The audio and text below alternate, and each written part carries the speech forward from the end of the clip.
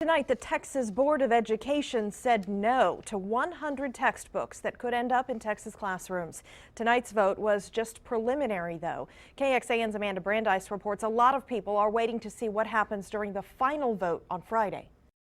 Hours of testimony and debate over the all-important Texas textbooks. One of the most contentious items, social studies, which the board ultimately did not make a recommendation for. New social studies textbooks haven't been adopted in the state since 2002.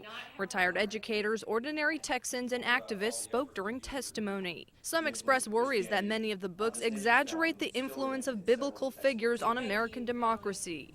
Some conservative groups believe many of the books ignore what they call connections between radical Islam and modern terrorism. We have a very transparent process that allows people to come and to voice their concerns. We have to understand that we have actually been given a very narrow scope of authority from the legislature as far as what we can do and whether or not we can reject a textbook. Board members did make recommendations on state-approved textbook lists for fine arts and math. The board will meet again on Friday and still could vote on a state-approved list of social studies textbooks. Reporting from the Texas Education Agency, Amanda Brandeis, KXAN News. And while the textbook debate rages on, area educators do not have the luxury of waiting around when it comes to getting ready for the next school year. Erin Cargile has more on that from Round Rock.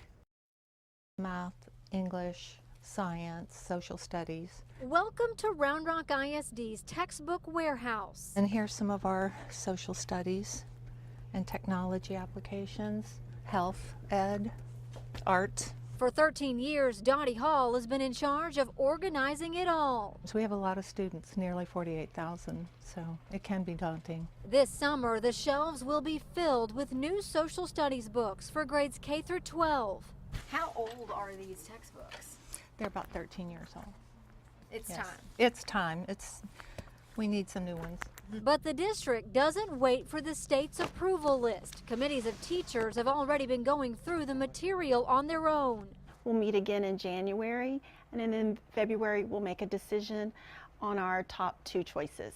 Social studies curriculum specialist Tina Melcher says the state's vote does help. It kind of gives it a check off, like this is a good product.